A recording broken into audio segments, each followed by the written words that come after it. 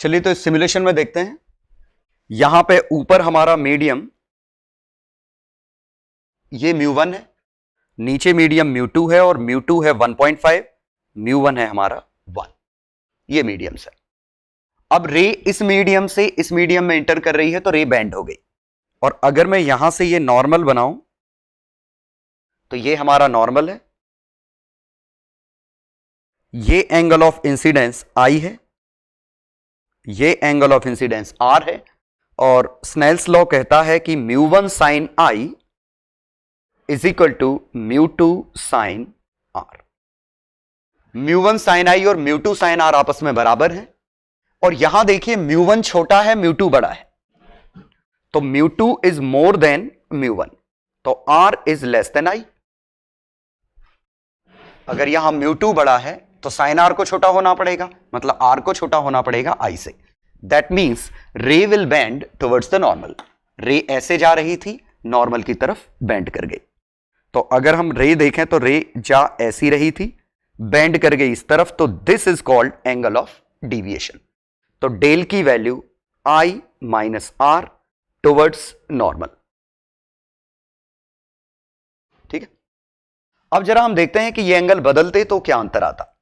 अभी ये केस है, अब हम ये एंगल चेंज करके देखेंगे। ठीक है, तो ये मैं रब कर देता हूं, एक्चुअली सभी रब कर देता हूं। हाँ, अब देखिए, अब मैं ये एंगल चेंज करूंगा तो गौर से देखिएगा। जब ये एंगल 0 डिग्री था, जब ये एंगल 0 डिग्री था, रे एज इट इज निकल गई, कोई डिविएशन नहीं। स्पीड बदली है लेकिन डायरेक्शन नहीं बदली।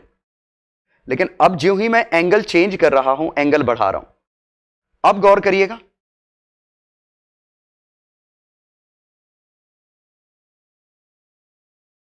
तो एंगल बढ़ाने पे जो आपको ध्यान देना है, इसकी इंटेंसिटी बढ़ रही है, इसकी इंटेंसिटी घट रही है। रे बाहर तो निकल रही है लेकिन ये कमजोर होती जा रही है और ये स्ट्रांग होती जा रही है। और सही बात है, एक स्ट्रांग होगा तो दूसरा कमजोर होगा, क्योंकि इंटेंसिटी कंजर्व्ड है, एनर्जी कंजर्व्ड है। यही एनर्जी तो इन दो में जा रही है।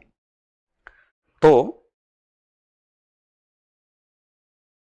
ये देखिएगा, रिफ्लेक्शन स्ट्रांग होता गया लेकिन रिफ्रैक्शन हमेशा हो रहा है। इवन इस एंगल पे भी, जैसे यहां देखें तो ये एंगल क्लोज टू 90 है। अब उसके बाहर निकल जाते और लाते तो ये क्लोज टू 90 है, तो यहां पे भी ये आपको रे रिफ्रैक्ट होते हुए दिख रही। तो ये आपका एंगल R है। और शायद ये समझ में आ गया होगा कि I 90 डिग्री पे ही R मैक्सिमम है। देखिए, पहले रे ऐसी थी, अब रे ऐसी है। I बढ़ रहा है, I बढ़ रहा है तो R भी बढ़ रहा है, लेकिन I बढ़ते बढ़ते 90 डिग्री पहुंचेगा, R बढ़ते बढ़ते R मैक्स पहुंचेगा। और R मैक्स की वैल्यू, और ये जो कि शायद दिखा नहीं है, ऊपर लिख दिया मैंने कुछ ज्यादा, तो I बढ़ रहा है, R बढ़ रहा है, फिर भी बाहर निकल गया। अब ठीक है, I बढ़ रहा है, R बढ़ रहा है। I जब 0 था, R 0 था, ये मिनिमम था, डिविएशन 0 था। I जब 90 था, R मैक्सिमम था और डिविएशन भी कुछ मैक्सिमम था। ठीक है, डिविएशन कौन सा एंगल है, यहां से मैं कलर बदल के ये यहां पे ये और बड़ा डिविएशन, यहां पे ये और बड़ा डिविएशन। ठीक है, तो अब अगर मुझसे ग्राफ बनाने को पूछा जाए तो मैं इसी का ग्राफ भी बना सकता हूं I का R के साथ। देखिए, I का R के साथ ग्राफ, और ये ग्राफ बनेगा 0 पे वैल्यू 0 है, I जब 90 हुआ, R कुछ मैक्सिमम हुआ, ये 90 डिग्री हुआ, ये कुछ मैक्सिमम हुआ। इन दो को ज्वाइन करने वाला ग्राफ बनाना है। अब ग्राफ यहां से स्ट्रेट लाइन भी हो सकता था, ऐसा भी हो सकता था, ऐसा भी हो सकता था। तो वो पता करने के लिए हमें एग्जैक्ट फंक्शन चाहिए। तो हम क्या करते हैं, μ1 sin i is equal to μ2 sin r। हमें पता है μ1 इज लेस देन μ2, तो r की value μ1 by μ2 sine inverse into sine i, ये बना। ठीक है, अब मुझे इसका डेरिवेटिव चाहिए, तभी तो शेप पता चलेगा। तो del r by del i ये निकालें, तो साइन इनवर्स, तो 1 upon under root 1 minus μ1 by μ2, ये खिसका देता हूं, sine i whole square into नीचे लिख रहा हूं इंटू μ1 बाय μ2 कॉस i, ये बना डेरिवेटिव। अब डेरिवेटिव की वैल्यू i इक्वल टू 0 पे डेरिवेटिव देखते हैं कितना है।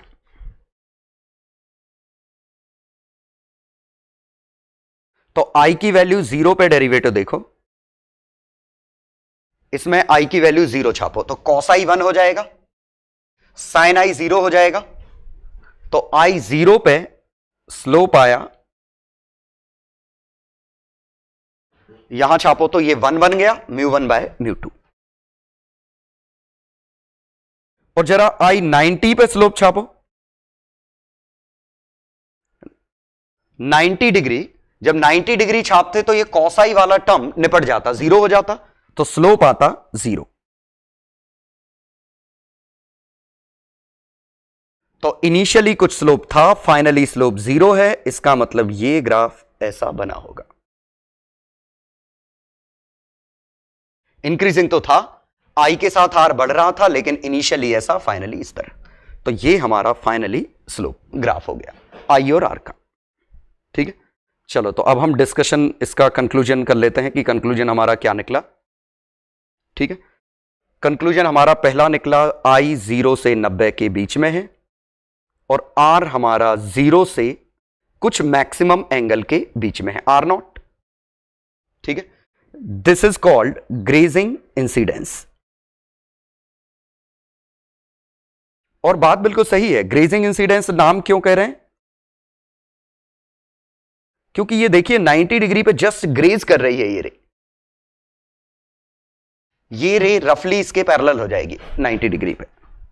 एग्जैक्ट 90 पे तो पैरेलल हो ही जाएगी, लेकिन एग्जैक्ट 90 नहीं हो सकता क्योंकि रे टकराएगी नहीं।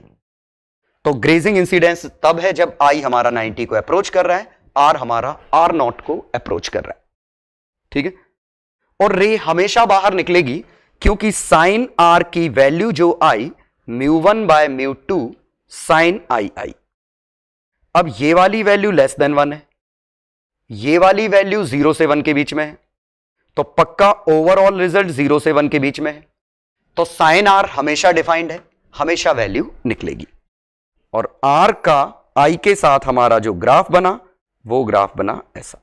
ग्राफ रटने की जरूरत नहीं, स्लोप के साथ निकाल लेना, बस r0 की वैल्यू क्या चाहिए, तो स्नेल्स लॉ में छाप दो, μ1 साइन i कितना है 90, μ2 साइन r0, तो साइन r0 की वैल्यू, तो r0 आया साइन इनवर्स μ1 बाय μ2,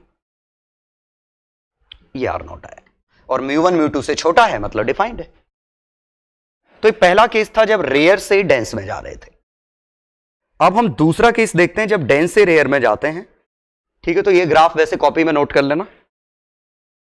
ठीक, तो यहां से यहां पक्का रे रिफ्रैक्ट हो रही है और रिफ्लेक्शन तो हमेशा ही होता है, तो कुछ पार्ट रिफ्लेक्ट हो रहा है।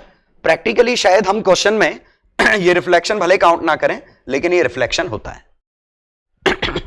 ठीक है, यही वजह है कि जैसे मान लीजिए पानी में आप पेड़ किसी रिवर के आसपास बिल्कुल पानी स्टिल है, जहां पॉन्ड में खासकर, वहां से आप दूर की चीजों का रिफ्लेक्शन देख सकते हैं। ठीक है, तो वजह यही है कि बड़े एंगल पे रिफ्लेक्शन होता है। ठीक है, इसीलिए अगर आप यहां से देख रहे हैं, ये आप व्यूअर हैं, एक ऑब्जेक्ट, एक पेड़ यहां पे है, एक पेड़ यहां पे है, एक पेड़ यहां पे, ये पॉन्ड है, वाटर है। तो आपको इसका रिफ्लेक्शन उतना अच्छा नहीं दिखेगा, शायद इसका थोड़ा कम दिखे, लेकिन ये अच्छा खासा रिफ्लेक्ट होते हुए दिखेगा। वजह, जितना ज्यादा एंगल होगा उतना बेहतर रिफ्लेक्शन होगा। चलो अब हम दूसरा केस बात करते हैं कि रे उल्टी जा रही होती डेंस से रेयर में। तो मैं फिर से वही ले रहा हूं, μ1 हमारा 1 है, μ2 हमारा 1.5 है, और इस बार ये ऑब्जेक्ट हमारा नीचे है। ठीक है,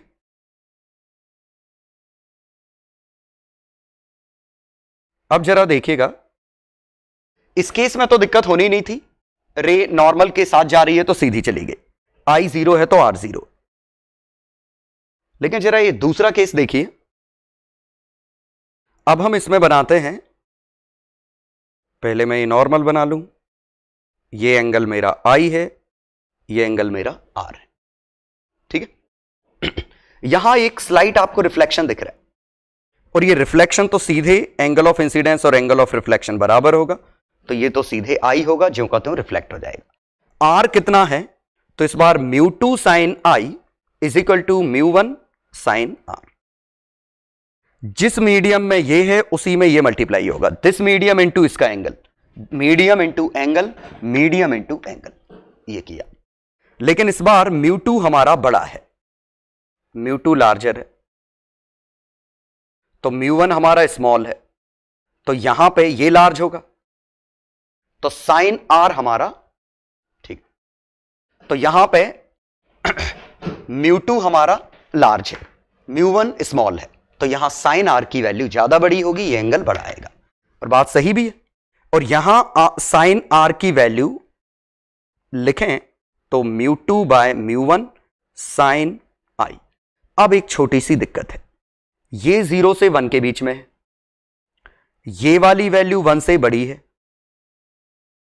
तो इन दोनों का प्रोडक्ट अगर 1 से छोटा हुआ तो R डिफाइंड है, लेकिन अगर इन दोनों का प्रोडक्ट 1 से बड़ा हुआ तो R डिफाइंड ही नहीं है। और सही बात है, 1 से बड़ा कब होगा, ज्यों ही साइन I की वैल्यू μ1 बाय μ2 से बड़ी होगी। अगर साइन I μ1 बाय μ2 से बड़ा हो गया, ये μ2 बाय μ1 है, तो इन दोनों का प्रोडक्ट 1 से बड़ा हो जाएगा, और इन दोनों का प्रोडक्ट 1 से बड़ा हो जाएगा तो R नॉट डिफाइंड हो जाएगा। मतलब एक एंगल है जिस एंगल के बाद साइन R डिफाइंड नहीं होगा। ठीक है, देखते हैं पहले हम इसको रोटेट करके।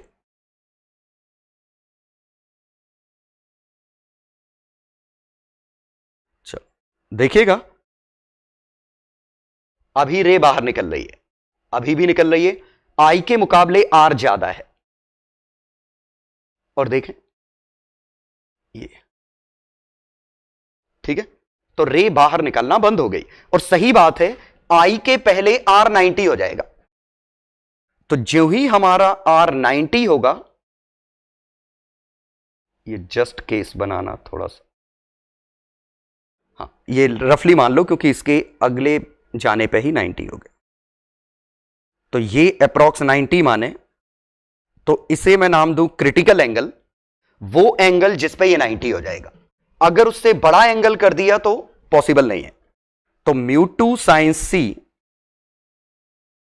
इज इक्वल टू μ1 साइन 90, तो साइन C की वैल्यू μ1 बाय μ2। और सही बात है, यही तो बात कर रहे थे कि जब एंगल ऑफ इंसिडेंस μ1 बाय μ2 हो जाएगा, ये TIR करने लगेगा।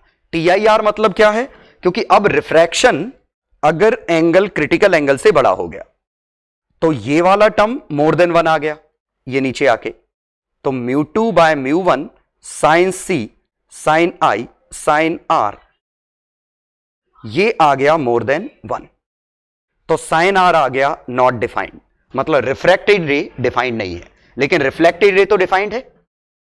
मींस अब इसके बाद अगर हम बात करेंगे तो ये देखिए, रे परफेक्ट रिफ्लेक्शन कर रही है, जो इंटेंसिटी इसकी है वही इंटेंसिटी इसकी है, दोनों की इंटेंसिटी बराबर है, रे बाहर निकली ही नहीं। लेकिन इससे कम एंगल पे जब हम बात कर रहे थे,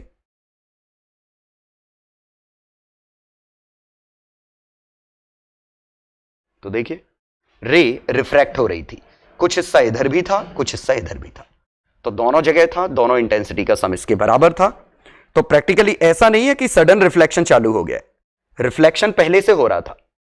देखिए रिफ्लेक्शन पहले से हो रहा था, उसकी इंटेंसिटी बढ़ रही थी, और बढ़ते बढ़ते जब ये 90 हुआ इसकी इंटेंसिटी 100% हो गई, और आफ्टर दैट हमेशा ही 100% रिफ्लेक्शन है, मतलब ये एक परफेक्ट मिरर की तरह बिहेव कर रहा है। ठीक है, तो ये हमारा छोटा सा कॉन्सेप्ट था इसका। अब हम इसका ग्राफ और देख लेते हैं। आई की वैल्यू 0 से 90 नहीं गई है, क्रिटिकल एंगल तक ही गई है, तो आर की वैल्यू वाकई में 0 से 90 चली गई, तो इस बार आई के मुकाबले आर ज्यादा बड़ा है। ठीक है, तो अब हम ग्राफ बनाते हैं इसका आई और आर का, तो आई की वैल्यू क्रिटिकल एंगल तक जाएगी और आर की वैल्यू 90 डिग्री तक चली जाएगी। ठीक है, एक मिनट, मुझे 90 थोड़ा नीचे लेना पड़ेगा सो दैट थोड़ा प्रैक्टिकल सा लगे। ये C है, ये 90 है। अब ठीक है, क्योंकि C की वैल्यू 90 से कम है। अब मुझे ग्राफ चाहिए, ये तय है 0 पे 0 था और क्रिटिकल एंगल पे 90 है। ठीक है, अब हमें इसका ग्राफ चाहिए, और इसका ग्राफ बनाने के लिए फंक्शन फिर से बनाएंगे, बस पिछले एक्सप्रेशन में μ1 बाय μ2 की जगह μ2 बाय μ1 आ जाएगा। तो R इक्वल टू हमारा आया था साइन इनवर्स, क्या आया था निकाल लेते हैं, तो R equal to sine inverse μ2 by μ1 sine आई।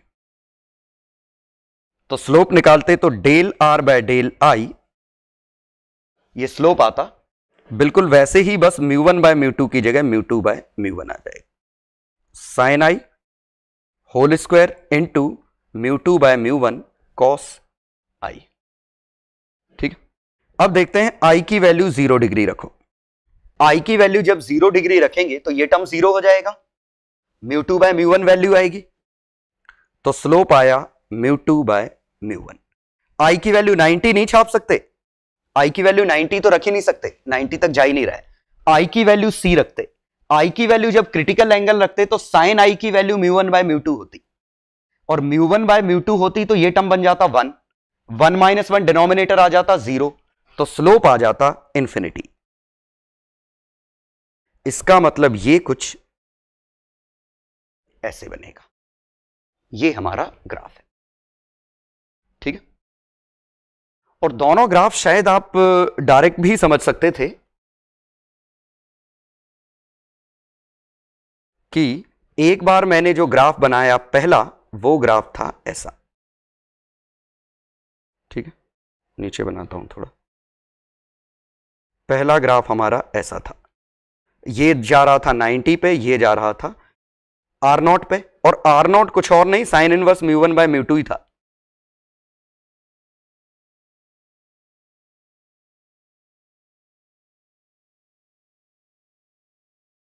और ये भी तो एक तरह से क्रिटिकल एंगल टाइप का ही है। और दूसरा जो हमारा ग्राफ आया 0 से C और ये 90 तक गया। ठीक है, ये R I 90 तक, ये दोनों ग्राफ एक दूसरे के X और Y एक्सचेंज हो गए हैं ऐसा लग रहा है, और बात सही भी थी। यही प्रिंसिपल ऑफ रिवर्सिबिलिटी है कि I से भेजोगे R पे जाएगा, तो R से भेजोगे तो I पे जाएगा। यहां से रे अगर अंदर आ रही होती,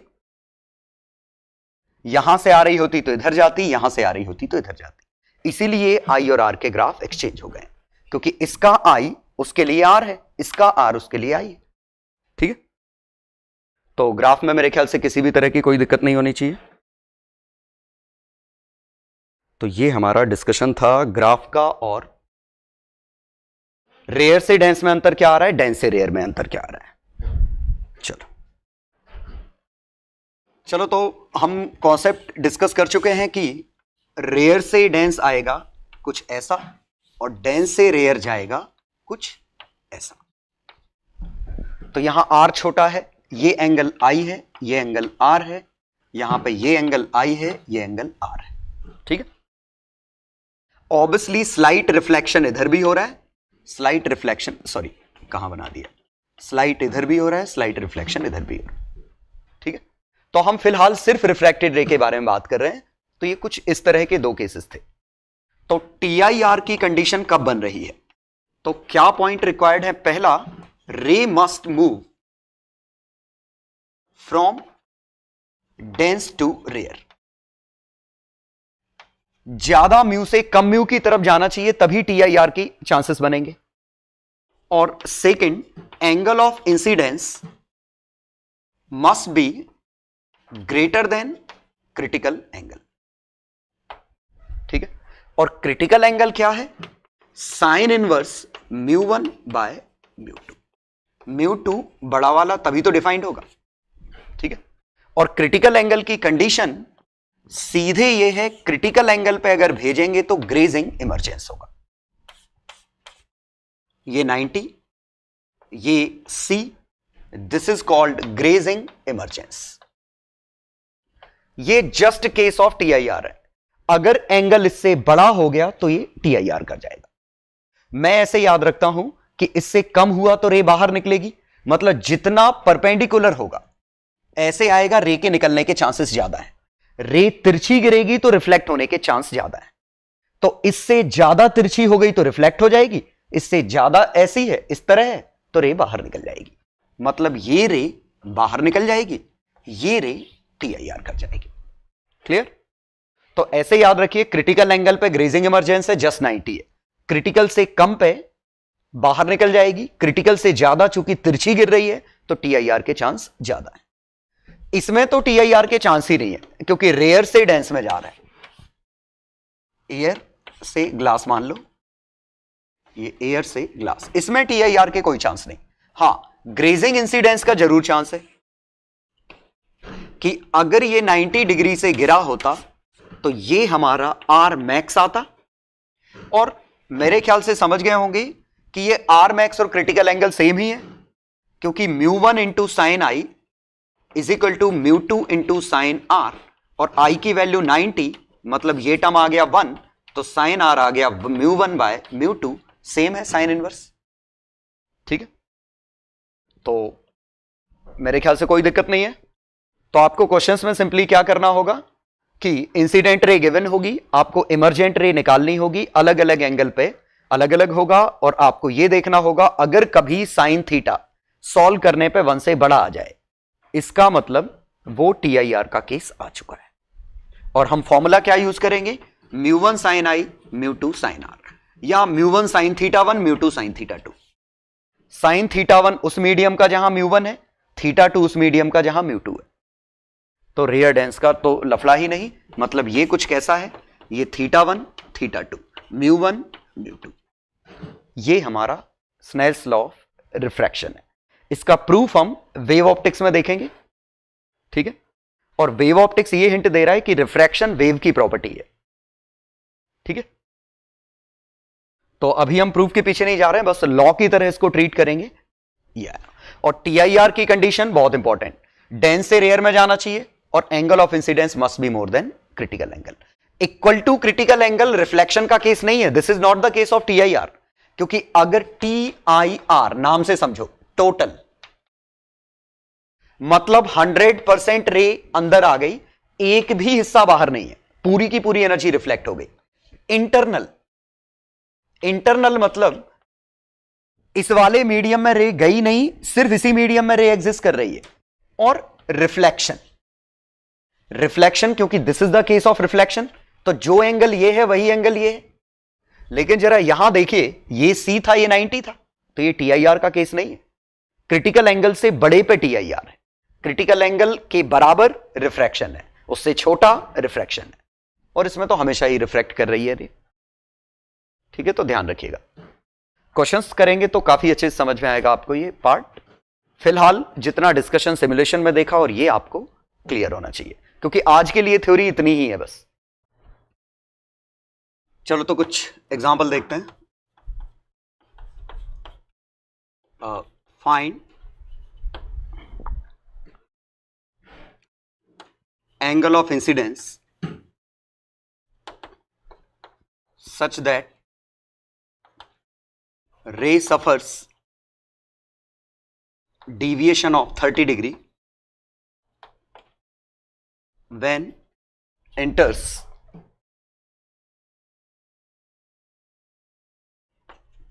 from air to liquid of refractive index √3।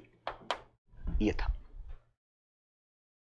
तो देखिए ये लिक्विड है, यहां से रे आ रही है और डिविएशन 30 डिग्री का मतलब ये कुछ 30 डिग्री ऐसे। ये अब ये एंगल हमारा आई, ये निकालना है हमें, तो ये वाला एंगल हमारा आर है।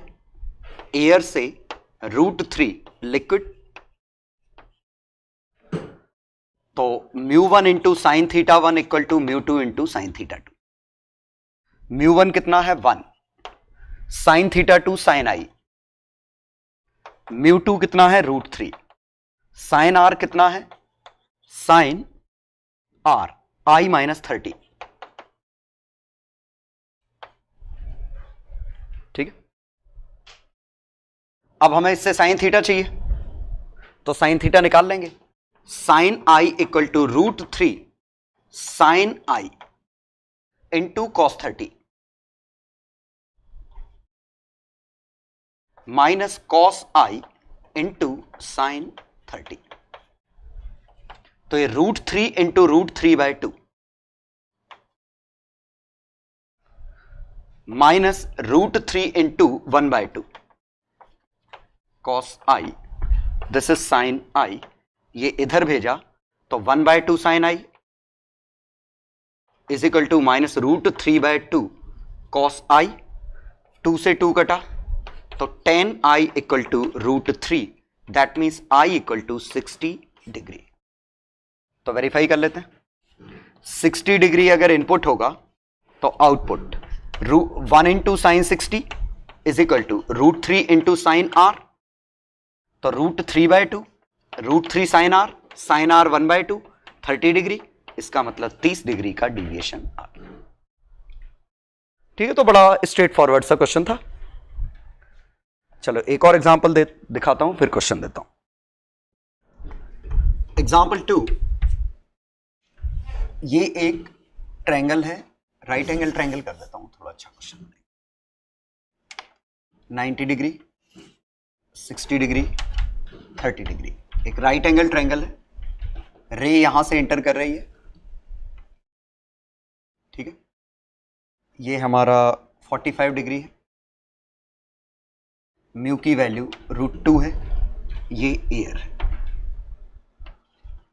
ठीक है, यहां भी एयर, लेकिन यहां पे मैंने एक लिक्विड भर रखा है जिसका रिफ्रैक्टिव इंडेक्स म्यू है। Find total deviation if mu equal to 1, total deviation if mu equal to 2।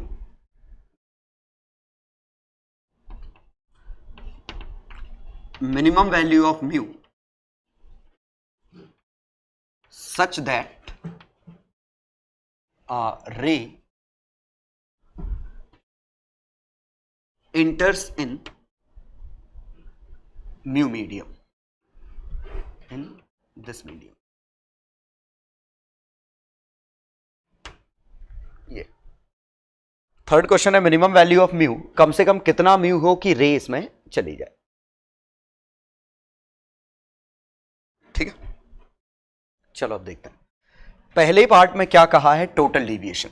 ये क्वेश्चन सीधे सीधे आपको क्या करना है, हर स्टेप पे सॉल्व करते जाओ। से पहला स्टेप अपना क्या है, चौक ले लो। पहला स्टेप ये है कि यहां 45 डिग्री से एंटर कर रहा है, तो पहले हम देखते हैं यहां एंगल कितना आया। तो ये म्यू √2 है, तो 1 into sine 45 √2 into sine theta, तो ये यहां का आर मिल जाएगा। साइन 45 1/√2 इंटू √2 साइन थीटा, तो साइन थीटा आ गया 1/2। तो साइन थीटा 1/2 आया, मतलब ये वाला एंगल आया 30 डिग्री, और ये 30 डिग्री, ये 90 डिग्री, तो ये वाला एंगल हमारा 60 डिग्री है। कैसे, ये 30 60, 90, 30, 60। अब 60 है तो अब इसके बाद ये √2 से गया, यहां है एयर, तो इट मे बी पॉसिबल कि यहां TIR कर जाए। पहले पार्ट की बात कर रहा हूं, तो TIR भी कर सकता है, बाहर भी निकल सकता है। तो यह पता करने का तरीका बिल्कुल आसान सा, यहां का थीटा निकाल लो। तो √2 into sine 60 is equal to air का 1 इंटू साइन थीटा। तो साइन 60 कितना है, √3/2 sine theta. Sine theta solve करने पे अंडर रूट का 3/2 जो कि 1 से बड़ा है, मतलब साइन थीटा रियल नहीं है। और साइन थीटा रियल नहीं है, इसका मतलब यहां पे ये रे वहां नहीं जाएगी, रिफ्रैक्शन नहीं करेगी। या फिर √2 और एयर, इसका क्रिटिकल एंगल साइन इनवर्स μ1/μ2, ये आता क्रिटिकल एंगल 45 डिग्री। और 45 डिग्री से बड़े एंगल पे गिर रहा है तो TIR करेगा। या तो आप क्रिटिकल एंगल चेक कर लो और ये देख लो कि क्रिटिकल एंगल से ज्यादा है तो TIR, कम है तो वापस आ जाएगा। यहां चेक लगाने की जरूरत नहीं, क्योंकि रेयर से डेंस में आ रहा है। चेक कब लगाना पड़ेगा, जब डेंस से रेयर में जाएगा। तो या तो ये चेक लगाओ या सीधे साइन R निकाल के देख लो, 1 से छोटा आ गया तो सही है, अदरवाइज TIR हो जाएगा। तो पहले केस में तो ये कंप्लीट TIR होगा। अब TIR होगा तो एज इट इज 60 से गया, 60 से रिफ्लेक्ट हुआ, लेकिन अब ये सरफेस पे गिरेगा। कोई बात नहीं, ये 60 है, ये 60 है, ये 30 है, ये 30 है, ये 30 तो ये भी 30, ये भी 30। तो बड़ी अच्छी बात है कि यहां से नॉर्मल डालो। इमेजिन करिए ये 30 है, ये 30 गिवन है, क्वेश्चन में गिवन है, ये 30, ये 30, तो ये एंगल हमारा 60 है, exterior angle sum of opposite. तो ये वाला एंगल हमारा नॉर्मल के साथ जो एंगल बना वो 30 डिग्री है। तो इस पार्ट पे अगर देखें तो रे, यही फिगर मैं यहां बना रहा हूं, 30 डिग्री से रे आ रही है √2 मीडियम से। नीचे मीडियम कौन सा है, एयर। तो √2 से 1 आया 30 डिग्री पे, तो ये सॉल्व करते हैं तो डेंस से रेयर आ रहा है, डेंस से रेयर। तो TIR के चांस है, लेकिन होगा नहीं क्योंकि इसका क्रिटिकल एंगल 45 है और उससे कम है। या हम क्या करें, √2 sine 30 equal to 1 sine theta. तो √2 into 1/2 equal to sine theta. Sine theta 1/√2 45 degree. या आप सोचो 45 से 30 हुआ था, एयर से √2 गया, तो √2 से एयर गया तो 30 से 45 आएगा। मतलब ये अवे फ्रॉम नॉर्मल, लेकिन 45 TIR नहीं हो पाएगा। मींस रे डायग्राम हमारा कैसा बना,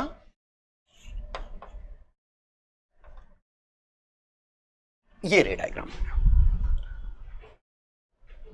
ठीक है। तो ये हमारा रे डायग्राम है, यहां TIR हुआ, यहां नहीं हुआ। तो तरीका क्या था, यहां हमने किया नॉर्मल डाला, आई देखा, R ढूंढ लिया।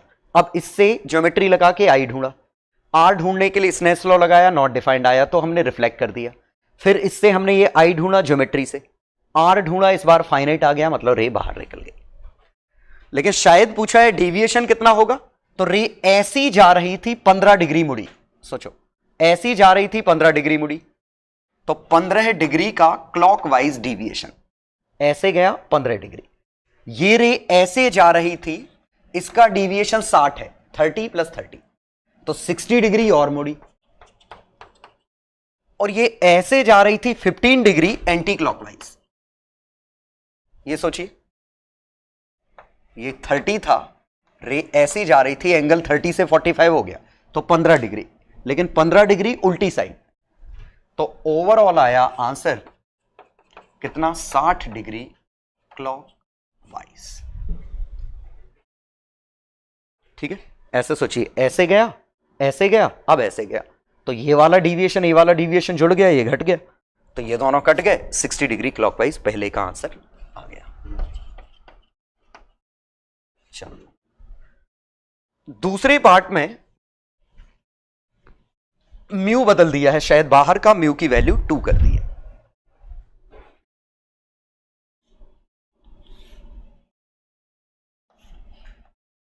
म्यू की वैल्यू ये √2 है, यहां म्यू 2 है, यहां एयर।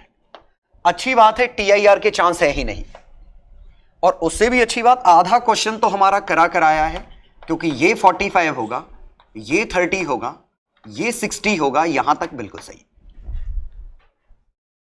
और अगली बात मैं क्या कह रहा हूं, ये √2 है, ये 2 है, ये म्यू बड़ा है तो TIR नहीं हो सकता, रे बाहर निकलेगी और वो भी कम एंगल बनाते हुए टुवर्ड्स द नॉर्मल।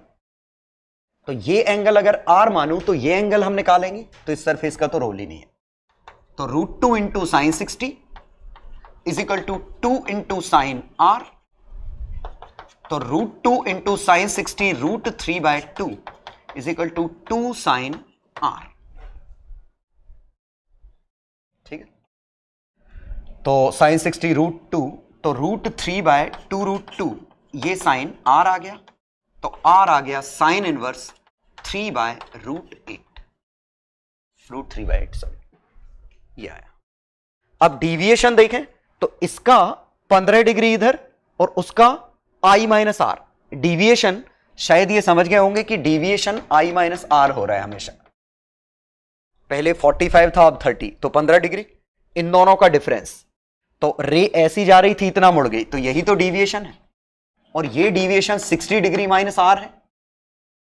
तो पहले का डेविएशन था 15 डिग्री क्लॉकवाइज, दूसरे का डेविएशन था 60 R है साइन इनवर्स √3/8 एंटी क्लॉकवाइज।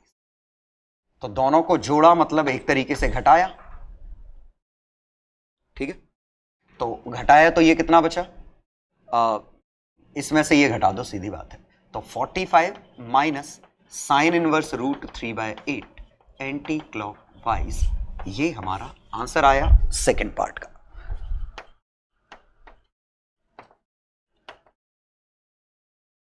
ठीक है, 45 डिग्री माइनस दिस। चलो, minimum value of mu such that ray enters in this medium. Third question क्या पूछा है ये समझते हैं। ये सबसे क्रूशियल क्वेश्चन इस तरह के कि minimum value of mu such that ray enters in this medium, मतलब क्रिटिकल केस क्या होगा जब जस्ट इंटर करना चालू किया होगा। हम दरअसल सॉल्व करेंगे इस केस के लिए। जब जस्ट इंटर करना चालू किया होगा तो यहां तक तो ठीक है, यहां पे केस ऐसे होगा, ये फील करो। हम दरअसल ग्रेजिंग इमरजेंस के लिए सॉल्व करेंगे। अब हम क्या कर रहे हैं इससे कि ये हमारा √2 था, ये तो हमारा 30 बनेगा, ये 45 है, यहां तक तो कोई अंतर नहीं, ये 60, ये म्यू, ये 90। हम इस केस के लिए बात कर रहे हैं। अब देखिए, ये 60 डिग्री एंगल तो नहीं बदल सकते हम, लेकिन हमें रे को अगर यहां इंटर कराना है तो हमें R फाइनाइट चाहिए।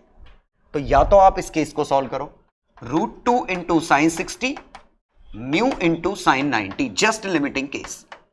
तो म्यू की वैल्यू √2 इंटू साइन 60, साइन 60 कितना है, √3/2, तो म्यू की वैल्यू आ गई √3/2। ठीक है, ये हमारा रिफ्रैक्टिव इंडेक्स है जिस पे ये वाला केस बनेगा। अब आंसर इससे छोटा आएगा या बड़ा आएगा, तो बहुत ही आसान सा आंसर इससे बड़ा आएगा। और बड़ा क्यों, क्योंकि ये म्यू अगर आप ज्यादा बड़ा करोगे तो ये TIR के चांस बढ़ेंगे, सॉरी निकलने के चांस बढ़ेंगे, TIR के नहीं, क्योंकि म्यू की वैल्यू अगर आपने √2 रख दी, √2 रख दी तो हर हाल में रे निकल जाएगी। निकालना क्या है वैसे, minimum value of mu such that ray enters in this medium. Okay, ray को इंटर कराना है, sorry, such that ray enters in this medium. तो इस मीडियम में हमें इंटर कराना है, मतलब हम चाहते हैं नो TIR हो, नो TIR हो। ठीक है, तो नो TIR हो तो ये म्यू आप जितना बड़ा रखोगे TIR के चांस घटेंगे। क्यों, रेयर से डेंस में थोड़ी ना TIR होता है। से म्यू आपने 3 रख दिया तो TIR हो ही नहीं सकता। तो ओवरऑल आंसर आया √3/2 से बड़ा। तो या तो आप ऐसे कर लो, लॉजिकली अंदाज लगा लो, या दूसरा तरीका है कि आप मान लो किसी एंगल R पे चला गया, तो अब लिखते √2 into sine 60 is equal to mu into sine R। तो साइन R की वैल्यू √3/2 ये बाय म्यू। अब हमें पता है फाइनाइट चाहिए तो ये 1 से छोटा चाहिए, साइन आर 1 से छोटा चाहिए, तो म्यू की वैल्यू √3/2 से बड़ी चाहिए, बराबर भी हो जाए चलेगा, तो म्यू की वैल्यू √3/2 से बड़ी। ठीक, तो हम ऐसे भी कर सकते थे। पर्सनली मैं एक ये चीज यहां पसंद करता हूं समझना, ध्यान दीजिएगा। मान लो ये जस्ट TIR का केस है, ये एंगल थीटा है, जस्ट TIR है, ये μ2 μ1, रे विल सफर TIR, अभी TIR नहीं है। इफ या तो मैं थीटा बढ़ा दूं, थीटा बढ़ाऊंगा तो TIR होगा, या मैं μ2 बढ़ा दूं, या मैं μ1 गिरा दूं। कोशिश करो ये समझने की कि अगर ये केस आपको पता है तो थीटा अगर ज्यादा कर दिया तो TIR हो जाएगा, μ2 ज्यादा कर दिया तो भी TIR हो जाएगा, क्योंकि ये और ज्यादा डेंस हो जाए, ये और ज्यादा डेंस हो जाए, या ये और ज्यादा रेयर हो जाए, या एंगल क्रिटिकल एंगल से बड़ा हो जाए। ये अपने आप को कन्विंस करिए इन तीनों कंडीशन से, खुद को मैथमेटिकली लॉजिकली जैसे करना है, ये कॉमन सेंस बनना चाहिए। ठीक है, और इसी में लिखूं रे विल इमर्ज, रे विल कम आउट। अगर थीटा घटा दूं, थीटा कम कर दिया रे बाहर निकल जाएगी, μ2 घटा दूं या μ1 बढ़ा दूं। और ये समझना इसलिए जरूरी है क्योंकि जैसे ये क्वेश्चन था, हम ऐसे सॉल्व नहीं करेंगे, हम क्या करेंगे, ग्रेजिंग इमर्जेंस के लिए सॉल्व कर लेंगे और उससे अंदाज लगाएंगे कि उससे बड़ी वैल्यूज हैं या छोटी वैल्यूज हैं, इस कॉमन सेंस से। ठीक, तो ट्राई करो, मतलब वीडियो पॉज करो, अपने आप को कन्विंस करो कि ये आंसर यही आने थे। ठीक, रटना मत। वैसे मैं रिकमेंड करूंगा कि सिमुलेटर पे ये बना के भी चेक कर लो, मीडियम बना के μ1 μ2 बदल के देख लो, ये कंडीशन को सेटिस्फाई करना चाहिए। कैसे भी करिए, आपके लिए कॉमन सेंस होना बहुत जरूरी है।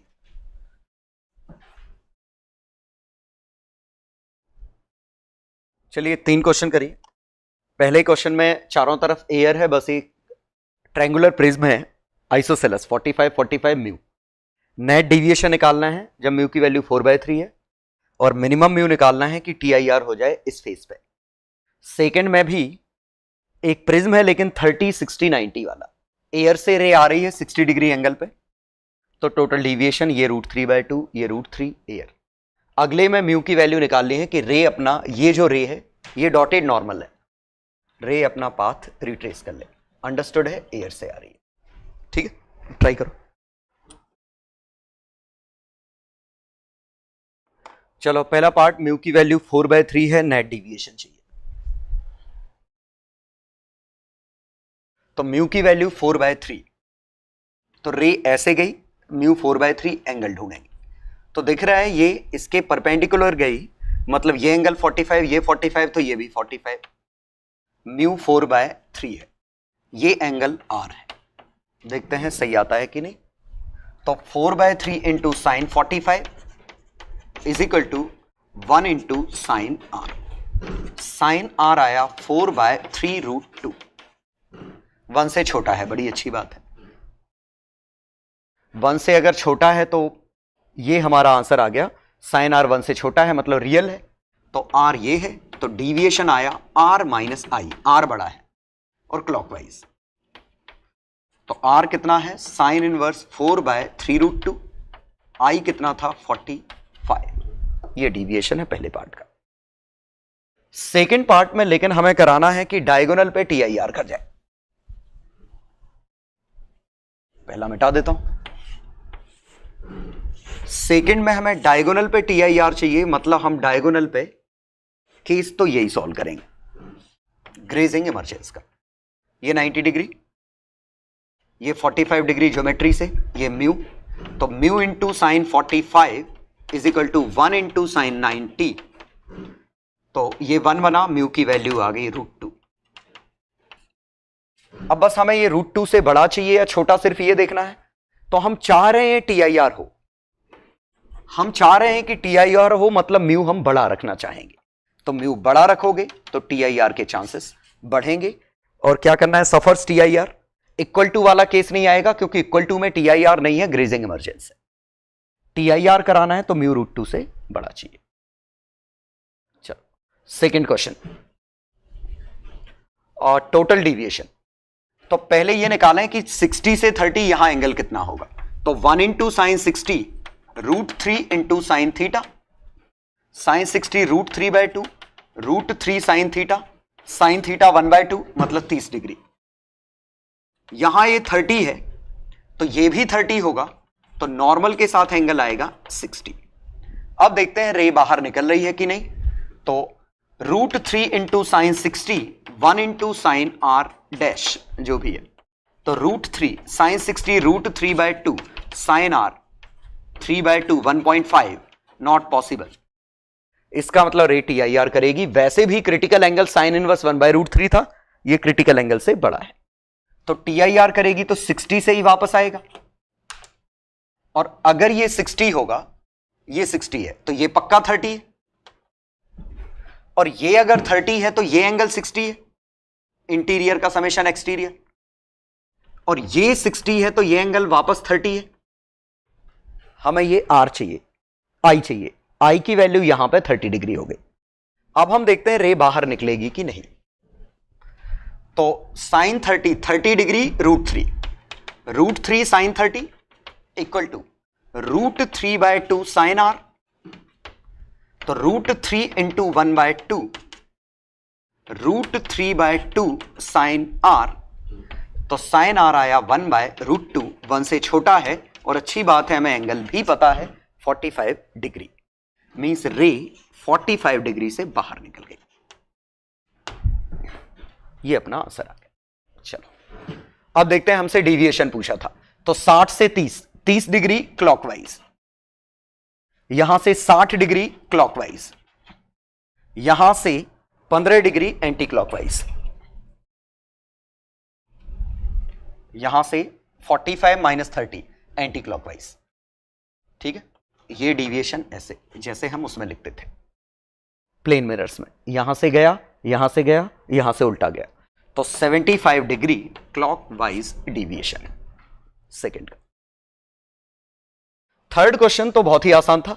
जब भी रिट्रेस करने का केस हो, पाथ रिट्रेस करने का मतलब रे को 90 डिग्री गिरा दो मिरर पे, तो प्लेन मिरर पे 90 डिग्री गिराना ये है, इस मिरर पे 90 डिग्री गिराना मतलब इसके सेंटर से पास होना है 2F, इस पे 90 डिग्री गिराना मतलब सेंटर से ये आना 2F।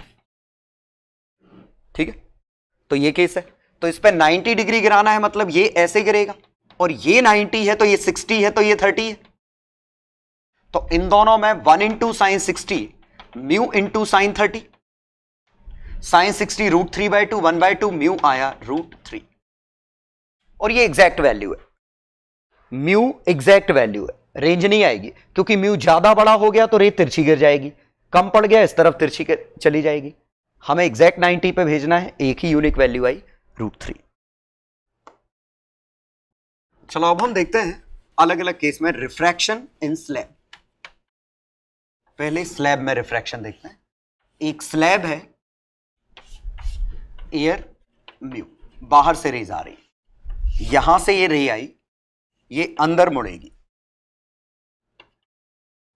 ये एंगल R, ये एंगल I, लेकिन शायद पैरेलल स्लैब में ये समझ में आ रहा है कि ये वापस से I हो जाएगा। क्यों? क्योंकि ये एंगल R, ये एंगल R दोनों आपस में बराबर हैं, तो ये I और I बराबर होगा, क्योंकि 1 into sign I mu into sine R, mu into sine R 1 into sign I, तो स्लैब में तो सीधे ये रे फाइनली इसके पैरेलल हो जाएगी। हां, ये अलग बात है, एक लैटरल शिफ्ट जरूर आएगी। डेविएशन इसके केस में 0 है, लेकिन लैटरल शिफ्ट आ रही है, मतलब रे खुद के पैरेलल ही खिसक गई।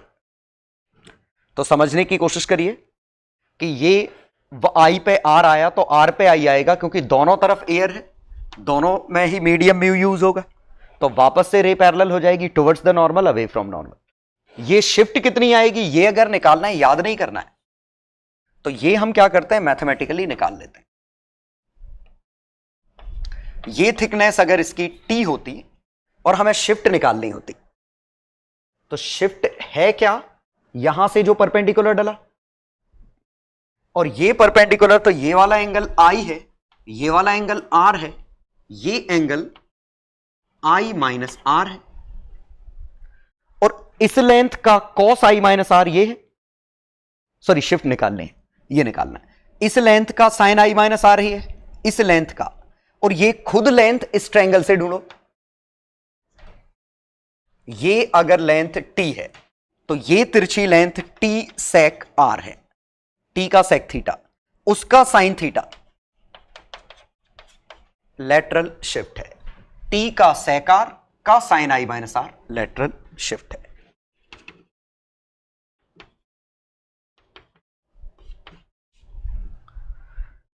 तो ये तो बिल्कुल आसान, जब हम इसकी ये दोनों सरफेसेस यूज कर रहे हैं जो आपस में पैरेलल है, ठीक। लेकिन अगर इसी में हम ये दो सरफेसेस यूज करते, एक ये, तो ये एक तरीके से जैसे रे यहां जाती और टकरा के इससे टकराती, तो एक तरीके से राइट एंगल्ड प्रिज्म ही तो हो गया कि रे यहां से आ रही है, यहां से निकल रही है, ठीक। तो फिर आपको सॉल्व करके चेक करना पड़ेगा। तो जैसे मान लीजिए इसी में ये हमारी स्लैब है, रे यहां से ऐसे इंटर की, तो इसके बाद ये एंगल किसी आर पे आएगी, ये आई है, अब ये इस पे गिरेगी, और जरा समझिए ये म्यू है, ये एयर है, ये वाला एंगल आर से बड़ा निकल गया, तो हो सकता है टीआईआर का केस हो जाए। यहां टीआईआर का केस क्यों नहीं हो सकता था, क्योंकि ये आर है तो ये आर है, और आर पे आंसर आई आया है तो आर पे आंसर आई आएगा। लेकिन यहां ये एंगल आर है, ये आर से बड़ा है, तो ये आई है, ये आंसर आई से बड़ा आएगा, लेकिन हो सकता है वो 90 को क्रॉस कर जाए, तो इसका मतलब तब गड़बड़ हो जाएगा। तो यहां पॉसिबिलिटी है कि रे बाहर भी निकल सकती है, टीआईआर भी हो सकती है। लेकिन एक खास बात सोचिए, मान लो अगर ये टीआईआर हो गई, टीआईआर हो गई, तो ये आर डैश पे अगर टीआईआर है, आर डैश पे, तो ये फिर से आर डैश ही तो है, अल्टरनेट एंगल, फिर से आर डैश, तो आर डैश पे फिर टीआईआर होगा, और फिर आर डैश, और हमेशा टीआईआर होता रहेगा इस स्लैब पे अगर यहां टीआईआर हो गया। क्यों? क्योंकि यही एंगल यहां बनेगा। ये एंगल आर फिर नहीं दिख रहा है कहीं, ये शायद तब दिखेगा लास्ट में जब स्लैब खत्म हो जाएगी, ठीक। और यहां से हमने रे भेजी, और अगर हमने इस लेयर उस लेयर से टॉप टीआईआर हमने करा दिया, तो यही हमारा प्रिंसिपल ऑप्टिकल फाइबर का है। क्योंकि टीआईआर मतलब टोटल इंटरनल रिफ्लेक्शन, मतलब अगर यहां से सिग्नल भेजा है तो सिग्नल का लीकेज बिल्कुल जीरो है, कोई सिग्नल का लीकेज नहीं है, और signal as it is transfer हो गया इसके थ्रू। और ऑब्वियसली ये निकलेगा कहां, वो भी बिल्कुल आसान, क्योंकि अगर ये ऐसा होता, रे मैंने यहां भेजी, यहां आया, यहां आया, यहां आया, अब ये यहां आया, लेकिन इसके पहले ही ये यहां से निकल गया।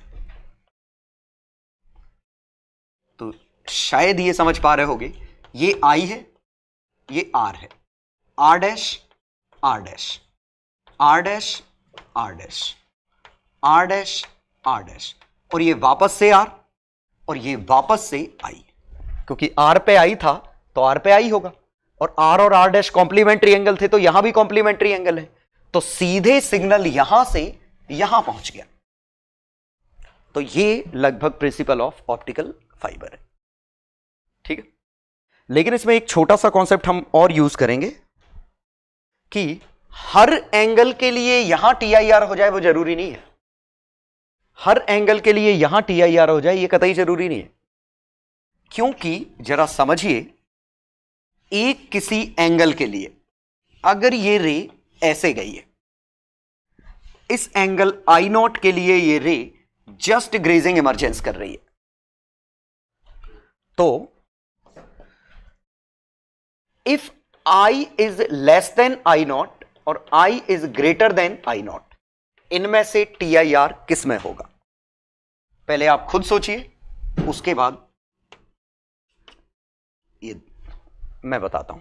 पहले आराम से सोचने की कोशिश करो, वीडियो पॉज करो और ये देखो आई ग्रेटर देन आई नॉट पे टी आई आर होगा कि आई लेस देन आई नॉट पे। ठीक है, चलो अब मैं बताता हूं। इस केस में ये ऐसा था। अब सोचिए ये एंगल अगर बढ़ा दूं तो टी आई आर हो जाएगा, ये बढ़ाने पे टी आई आर होगा। ये बढ़ाना मतलब ये घटाना है, क्योंकि इन दोनों का सम कांस्टेंट है। ये बढ़ाओगे तो टी आई आर होगा, मतलब ये घटाओगे तो टी आई आर होगा, और ये घटेगा मतलब ये घटेगा, क्योंकि ये दोनों डायरेक्ट लिंक है। तो ये जब आप कम करोगे तो यहां टी आई आर होगा। तो इस आई को कम करिए, इस आई को कम करते ये ऐसे होता और टी आई आर हो जाता। ठीक है, तो इसको कम करने पे ये इधर जाता और टी आई आर की कंडीशन बन जाती। तो ये कोशिश करिए खुद से फील करने की कि आई लेस देन आई नॉट वाला केस आएगा, मतलब अगर इस पे ये बना है तो इससे छोटी वाली सभी रेज टी आई आर कर गई। तो ये हमारा ऑप्टिकल फाइबर का है कि एक पर्टिकुलर एंगल आई नॉट से छोटे पे हम भेजेंगे तो ये टी आई आर होता रहेगा। क्यों, ऐसे भी समझ सकते हैं, इससे भेजते, देखिए भेज के ही देख लो ना, इससे भेजते तो ये रे ऐसी तिरछी गिरती, और इन दोनों रेज में ये ज्यादा तिरछी है तो टी आई आर के चांस ज्यादा है। लेकिन अगर आपने रे कुछ ऐसी भेजी होती, ऐसी, तो ये रे ऐसी आती, और ये रे इसके मुकाबले कम तिरछी है, इसका मतलब ये बाहर निकल जाएगी। ठीक, हाँ ऑप्टिकल फाइबर बताता हूं, आपने कहां देखा है? उसके मेले में जो आपने ऑप्टिकल फाइबर में वो दुकान लिए रहते हैं जिसमें से एक छोटा सा गमला होता है, उसके अंदर ऐसी लाइटिंग होती है। ठीक है, लाइटिंग बाहर की तरफ, और उनकी टिप पे लाइट जलती है, अच्छा कलरफुल सा लगता है। ठीक है, वही हमारा ऑप्टिकल फाइबर का केस है। उसमें हो क्या रहा है, बिल्कुल आसान। एक एलईडी यहां लाइट है, और यहां से ये फाइबर कुछ इस तरह, ठीक, और यहां से जो लाइट गई ऐसे ऐसे ऐसे ऐसे ऐसे होते हुए सीधे यहां निकली, और अब यहां निकली। तो हमें लगा मानो लाइट का सोर्स यहां मौजूद हो और यहां मौजूद। हमें ऐसा लगता है कि एक लाइट यहां है, एक लाइट यहां है, जबकि लाइट एक ही थी। ये अलग अलग के टिप से निकल रही है, तो टिप काफी ब्राइट दिख रहे हैं हमें। तो ये हमारा प्रिंसिपल ऑफ ऑप्टिकल फाइबर, जैसे ये यूज करते हैं। ठीक है, और इसका सिमुलेशन भी देख लीजिए। तो ये जैसे बिल्कुल वही क्वेश्चन है कि यहां पे ये हमारी स्लैब है, स्लैब पे ये मैंने रे डाली है, अब मैं इस रे का एंगल बदल रहा हूं। ठीक है, तो देखिए जब मैं एंगल बदल रहा हूं तो एक पर्टिकुलर एंगल पे टी आई आर होना चालू हुआ, उससे छोटे पे टी आई आर हो गया, उससे बड़े पे रे बाहर निकल रही है। ठीक, चलो second, refraction due to prism.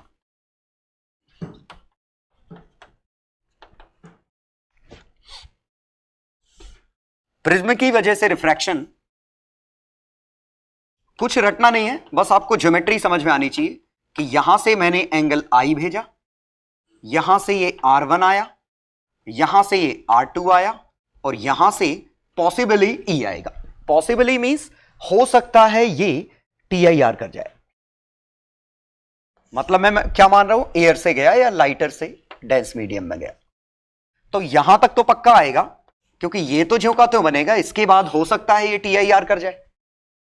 अब TIR करेगा, जैसे यहां से TIR कर गया, मान लो ऐसा हो गया ये, तो ठीक है, अब कोई बात नहीं। अब ये नया R, ये R1, R2, and it will remain R2, it will be R3, और अब इसके बाद यहां से बाहर निकलेगा, वो आपको सॉल्व करके निकालना पड़ेगा। तो ये केसेस बन सकते थे कि यहां से तो पक्का अंदर आएगा, यहां पे ये बाहर निकलेगा, और फिर उसके बाद या तो यहां से बाहर निकलेगा, वहां से नहीं निकला तो यहां से निकलेगा।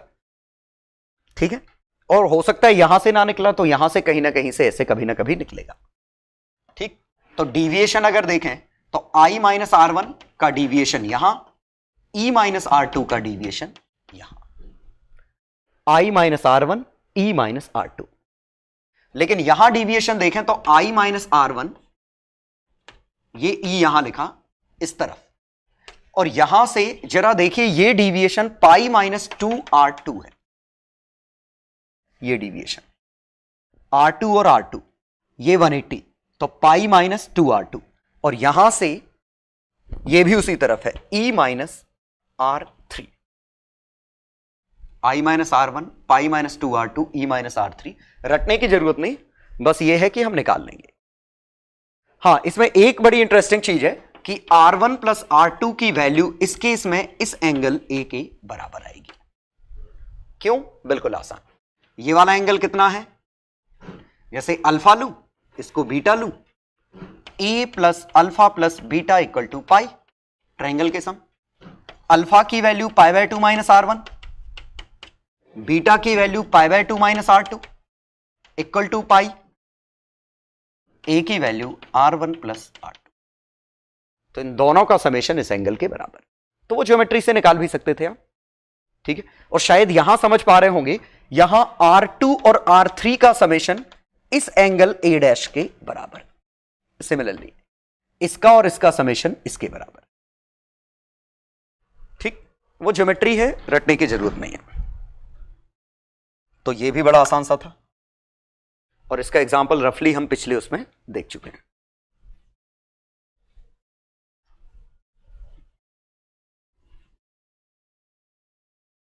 और थर्ड देख लेता हूं मैं, स्फीयर से रिफ्रैक्शन।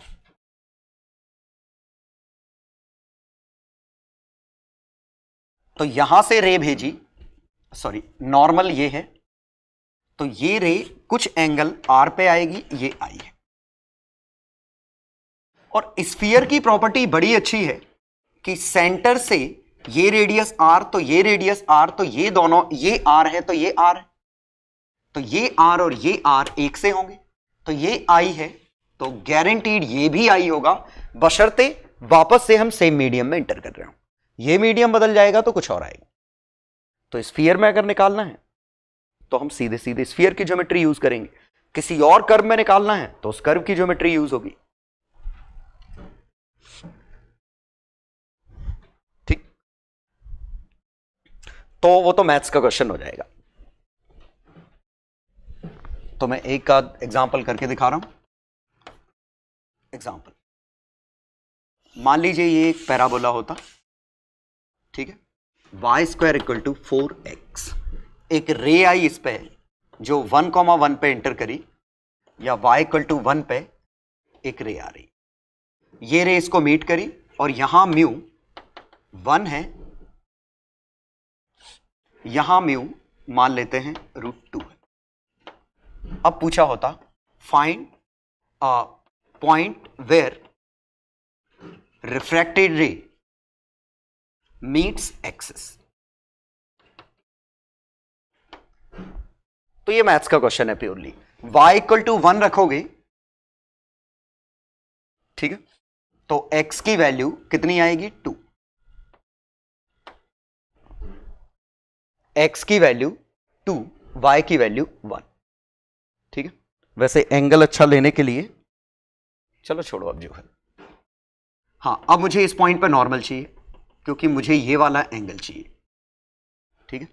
और ये वाला एंगल अच्छा आएगा अगर मैं y इक्वल टू 2 ले लेता हूं। अभी समझ में आ जाएगा बदलने की वजह। y इक्वल टू 2 लिया तो ये वाला 1,2 पॉइंट आएगा, ठीक है।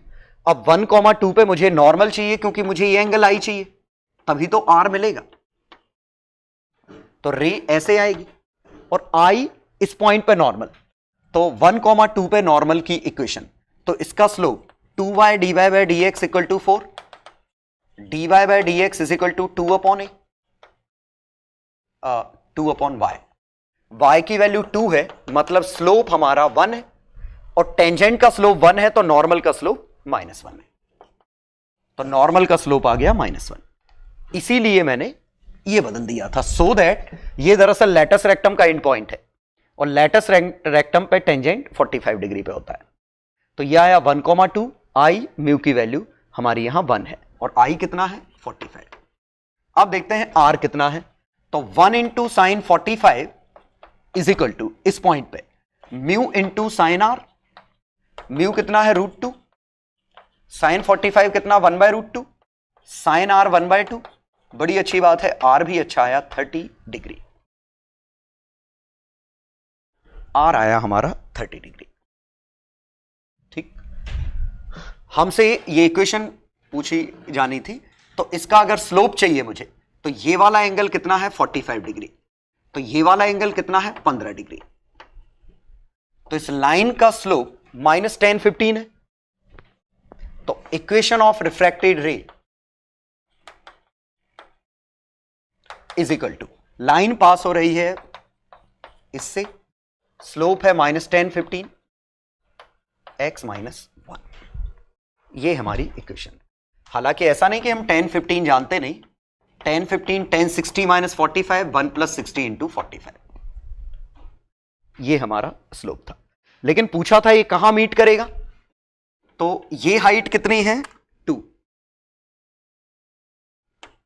ये लेंथ कितनी है 2 cot 15, 2 का cot 15, और ये कोऑर्डिनेट x कोऑर्डिनेट 1 था, इसमें ये जुड़ गया, तो एट 1 + 2 cot 15, 0, ये इस पॉइंट पे मीट करेगी, इस पॉइंट का कोऑर्डिनेट ये आएगा। तो किया क्या हमने, जिस पॉइंट पे टकराया उस पे नॉर्मल देखा, नॉर्मल के साथ आई देखा, उससे आर निकाला, और आर निकाला तो आपको लाइन की इक्वेशन मिल गई, इसके साथ इंटरसेक्शन देख लो या फिर ज्योमेट्री से निकाल लो। तो कोई भी कर्व होगा, छोटी सी मैथमेटिक्स है, करना बिल्कुल आसान है। चलो एग्जाम्पल 2,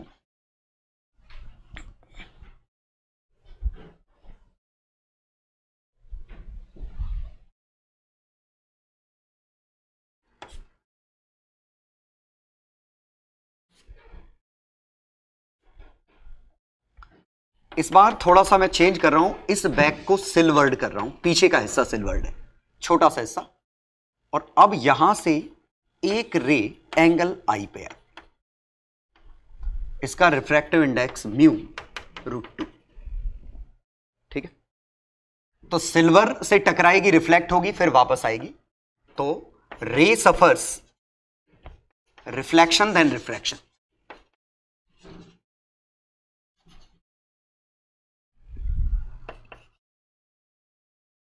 वो रिफ्रैक्ट, ये रिफ्रैक्टेड रे में रिफ्लेक्शन आएगा, रिफ्रैक्शन आएगा, find total deviation, plot deviation with I, ये देखते हैं।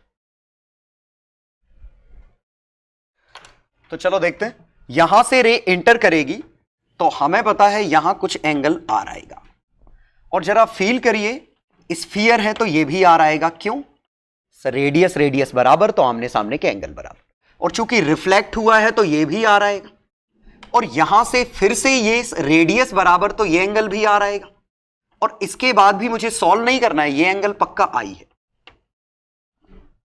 आई पे आर है तो आर पे आई आएगा, क्योंकि वही दोनों सेम मीडियम आपस में खेल रहे हैं। और अब हम डिविएशन लिखें तो आई minus are clockwise, pi -2r, pi -2r plus I -r, ये टोटल डिविएशन हो गया, यहां से ये पाई -2r, तो टोटल डिविएशन हमारा आया कितना 2i पाई प्लस 2i -4r, ये हमारा डिविएशन आया, ठीक है। अब मुझे डिविएशन का फंक्शन निकालना है, तो डिविएशन नेट तो आई और आर के टर्म में, और आर को क्या लिख सकता हूं, sine I is equal to mu sine R, 1 sine I mu sine R, तो आर की value sine inverse sine I by mu, तो छाप दू, pi plus 2i minus sine inverse sine I minus mu, ये आएगा। अब मुझे deviation का ग्राफ बनाना है, तो i की वैल्यू जब 0 होगी, i की वैल्यू 0 होगी, छापो, तो डिविएशन आया पाई। जब i की वैल्यू π/2 को अप्रोच करेगी, क्योंकि π/2 से बड़ी वैल्यू नहीं हो सकती, आई की वैल्यू π/2 होगी तो pi plus twice of π/2 minus sine inverse 1/μ। तो ये आया 2 pi minus sine inverse 1/μ। 4r, 4 कहां चला गया, 4 सॉरी, ये आया। म्यू की वैल्यू कितनी है, √2। ये बड़ी अच्छी बात हो गई। तो म्यू की वैल्यू हमारी √2 है, तो 2 पाई माइनस 4 इंटू π/4 पाई। तो बड़ी अच्छी बात है, डिविएशन फिर से पाई आ गया। तो ये समझ में आया कि यहां पाई है, 0 पे पाई है, π/2 पे पाई है, दोनों पे पाई है। तो या तो ग्राफ ऐसा गया है या ग्राफ ऐसा गया है, इन दो में से एक पॉसिबल था। वो हम इसके डेरिवेटिव से चेक करेंगे कि कौन सा पॉसिबल है, क्योंकि मैक्सिमम मिनिमम तो हम पढ़ ही चुके हैं, ग्राफ बनाना भी हमें आता है। तो f ऑफ i, तो f डैश i के रिस्पेक्ट में डिफरेंशिएट करो, तो ये बना 0 + 2 - 4 sine inverse 1/1 minus sine i by mu का whole square cos i by mu. ये स्लोप आया। अब 0 पे स्लोप चेक करते हैं, 0 रखो, स्लोप चेक करो कितना आया। i की वैल्यू 0 रखने पे 2 - 4/μ। म्यू कितना है, √2, 2 - 2√2। i की वैल्यू π/2 पे चेक करो, π/2 पे 2 - 4, ये चीज 0 ही हो गई, स्लोप आया 2। मतलब इनिशियली स्लोप नेगेटिव था, फाइनली स्लोप पॉजिटिव, ऐसा आया। ये π/2 पे डिविएशन पाई, 0 पे डिविएशन पाई, बीच में कहीं मिनिमा है। मिनिमा कहां है, जहां डेरिवेटिव 0 होगा। तो अब हम मिनिमा भी ढूंढ लेते हैं जहां डेरिवेटिव 0 होगा। तो इन दोनों को इक्वेट करो, 2 से 2 काटा, ये इधर भेजा, तो 1 minus sine i by mu का होल स्क्वायर का under root is equal to 2 cos i by mu. Squaring करो, 1 minus sine square i by mu square is equal to 4 cos square i by mu square. 4 cos square i by mu square, सही है। Mu square इधर भेजो, 4 cos square i, sine square i इधर भेजो, तो mu square is equal to 1 + 3 cos square i। तो cos i की value mu square minus 1/3 का अंडर रूट कॉस i, ये आया। म्यू की वैल्यू कितनी है, √2, तो i की वैल्यू कॉस इनवर्स 1/3 √3। म्यू की वैल्यू √2 रखो, कॉस इनवर्स 1/√3, मतलब ये आंसर है। ठीक है, इस पॉइंट पे इसका लोकल मिनिमा आया होगा। देखिए तो पूरा क्वेश्चन ये और पिछला दोनों प्योर मैथमेटिक्स थी, फिजिक्स तो थी ही नहीं। फिजिक्स का काम कितना था, ये हो गई फिजिक्स पूरी। और आई की वैल्यू आर की वैल्यू आई के टर्म में हमें पता है। बाकी हमने मैथ से ग्राफ बनाया, मैथ से डिविएशन निकाला, बाकी सब मैथ्स का काम है।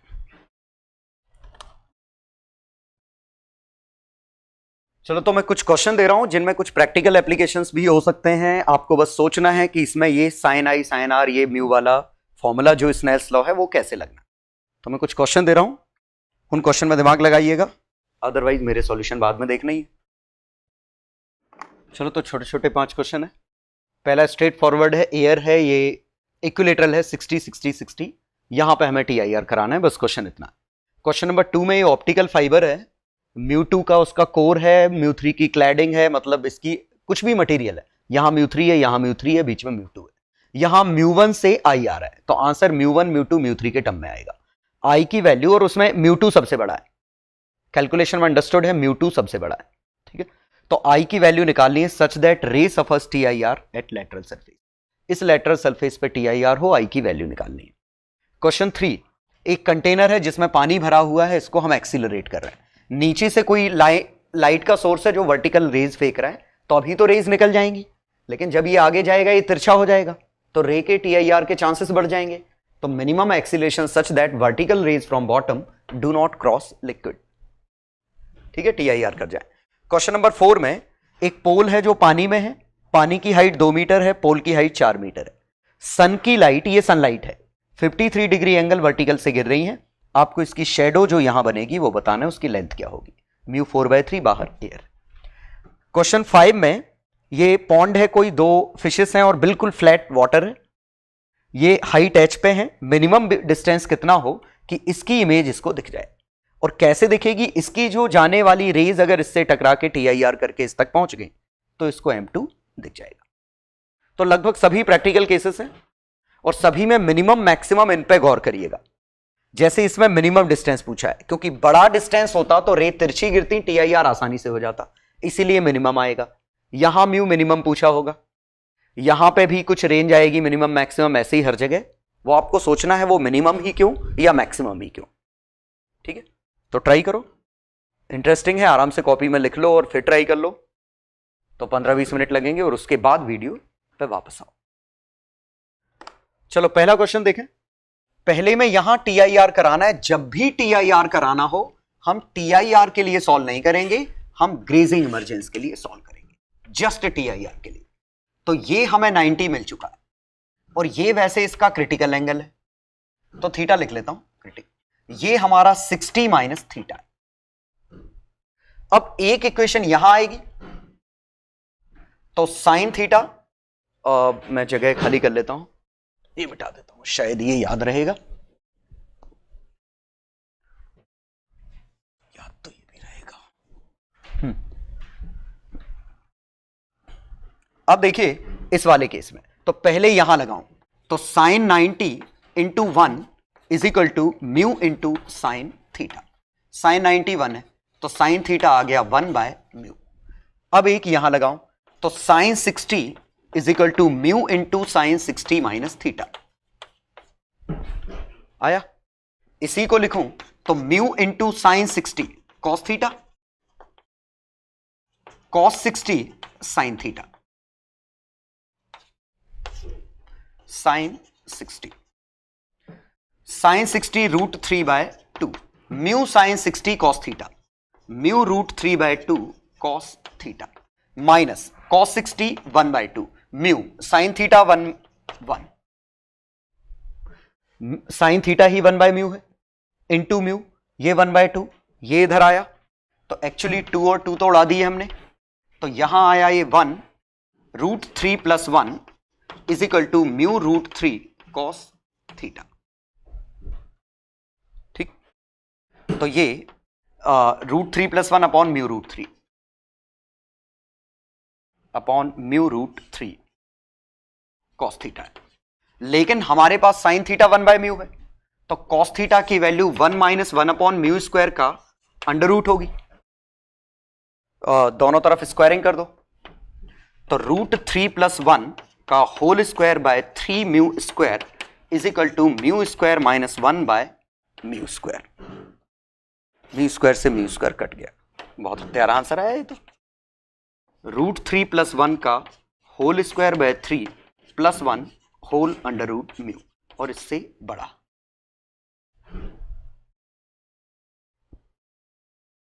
ठीक है, कॉस थीटा की वैल्यू हमने साइन थीटा के टर्म में उठा के छाप ली।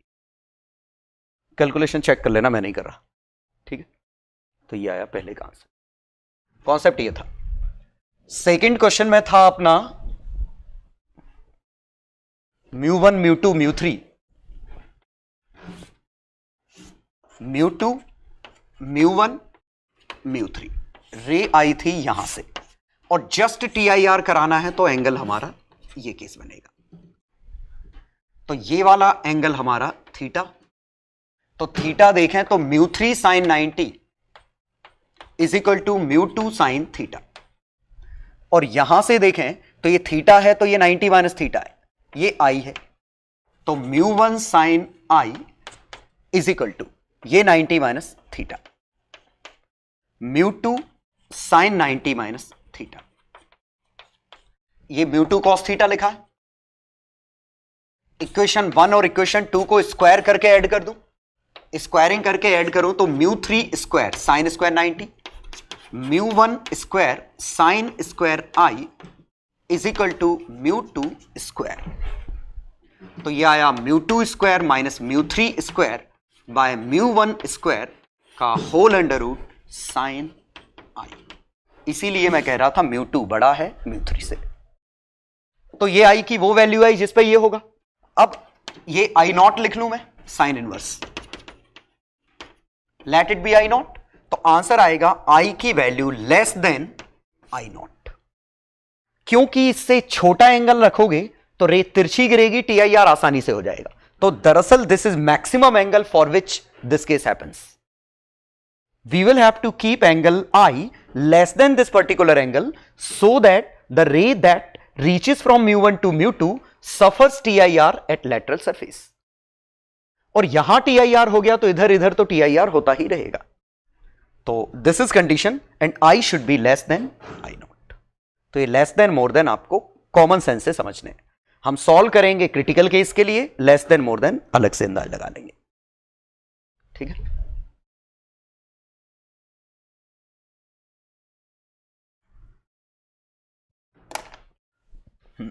नेक्स्ट क्वेश्चन था हमारा फ्लूइड वाला, और ये भी बिल्कुल आसान कि लिक्विड ऐसे था, ये एक्सीलरेशन ए से जाएगा। तो पुराना कॉन्सेप्ट याद करिए कि ये ए बाय जी से लिक्विड की सरफेस ए बाय जी पे बेंड कर जाएगी। और अब अगर ये रे टीआईआर कर रही हैं तो दरअसल हम टीआईआर के लिए सॉल्व नहीं करेंगे, हम ग्रेजिंग इमरजेंस के लिए सॉल्व करेंगे इसके लिए। तो जो रे ऐसे गई वो ऐसे इमर्ज करी, और मेरे ख्याल से कोई डाउट नहीं कि एंगल थीटा ही होगा, थीटा 90 माइनस थीटा थीटा, और इसका दूसरा एंगल 90। तो यहां से देखें तो mu into sine theta is equal to 1 into sine 90। लेकिन हमारे पास टेन थीटा 1 बाय जी है, निकालना क्या था शायद एक्सीलरेशन। तो साइन थीटा की वैल्यू, तो टेन थीटा हमारा ए बाय जी, तो sine theta A by A square plus G square का under root is equal to 1। ठीक है। तो mu square A square is equal to A square plus G square. तो A की value G by mu square minus 1 whole under root, ये आ गई। ठीक है। और सही बात है, म्यू जितना बढ़ाओगे उतने कम एक्सीलरेशन की जरूरत पड़ेगी। तो एक्सीलरेशन आएगा इससे बड़ा। अब लैंग्वेज अगर लिखा था सफर्स टीआईआर तो ये आंसर है। ठीक है। और डज नॉट क्रॉस सरफेस तो ये आंसर है। तो ये हमारा आंसर आ गया क्वेश्चन नंबर 3 का। क्वेश्चन 4,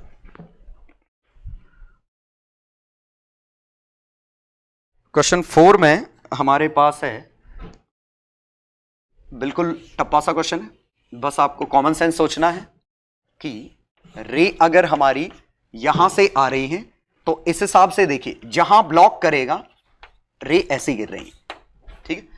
लेकिन इसके बाहर की रेज तो सीधी इस पे गिर जाएंगी, लेकिन ये रे जो ब्लॉक हुई हैं इधर और इधर, ये इमेजिन करो कि ये जो बिल्कुल इसकी टिप पे गई थी रे, वो सीधे ऐसे आई और ये इधर ऐसे रिफ्रैक्ट कर गई। इसके ऊपर वाली रे इधर है, ये वाली रे इधर है, मतलब ये हिस्सा है जहां रेज आई ही नहीं, ये वो हिस्सा है जहां रेज नहीं आई। तो यही शेडो की लेंथ है, क्योंकि इसके ऊपर वाली रेज इसके बियॉन्ड आ जाएंगी तो लाइट यहां आ जाएगी। यहां से तो डायरेक्ट लाइट गिरी रही है, यहां ब्लॉक किया तो ये पोर्शन है इसकी लेंथ ऑफ शेडो का। और ये निकालने के लिए ये एंगल था 53 डिग्री। 53 ये एंगल, तो 1 into sine 53 is equal to 4/3 into sine 37, sorry sine theta.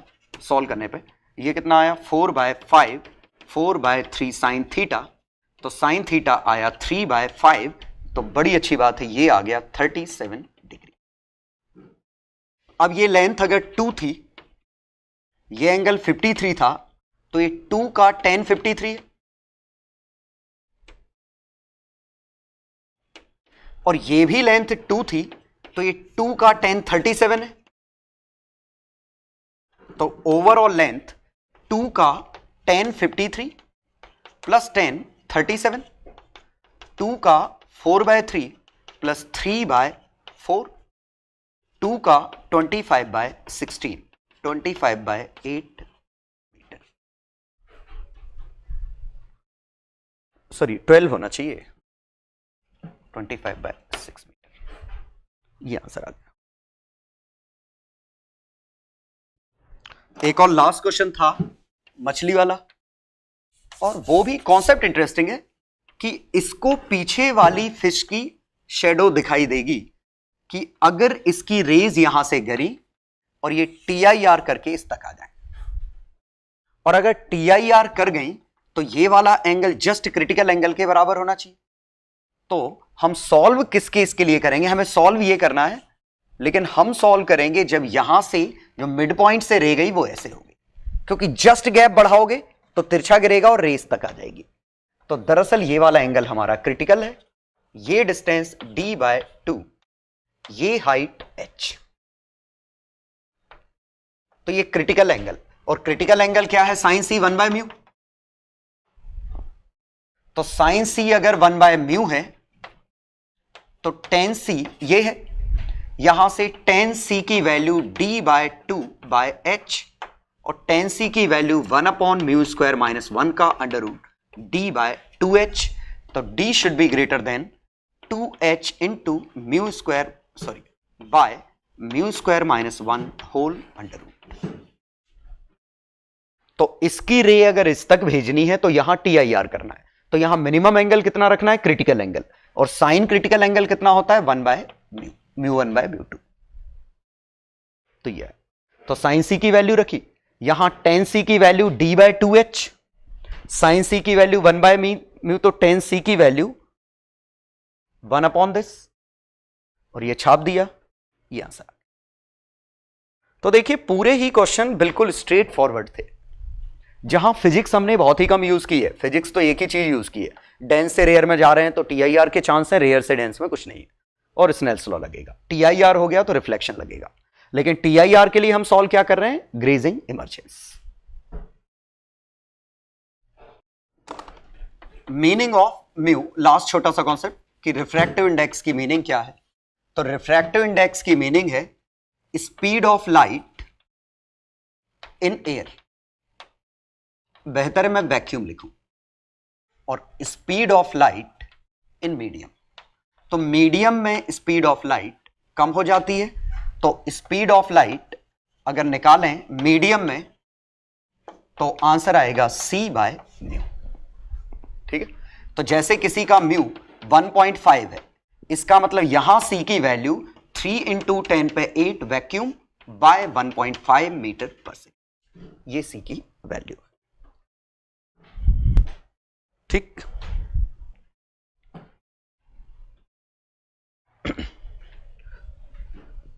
अब डिपेंडेंस ऑफ म्यू कि म्यू किस किस पे डिपेंड करता है, तो वैसे ये प्योरली मीडियम पे डिपेंड करेगा, और ये वेवलेंथ पे भी डिपेंड करता है, वेवलेंथ इंसिडेंट, ये छोटी सी दिक्कत है, मतलब अलग अलग वेवलेंथ के लिए अलग अलग म्यू होता है। मींस यहां से अगर मैंने ये लाइट डाली रेड एंड ब्लू, तो यहां से जो बाहर निकलेगी उसमें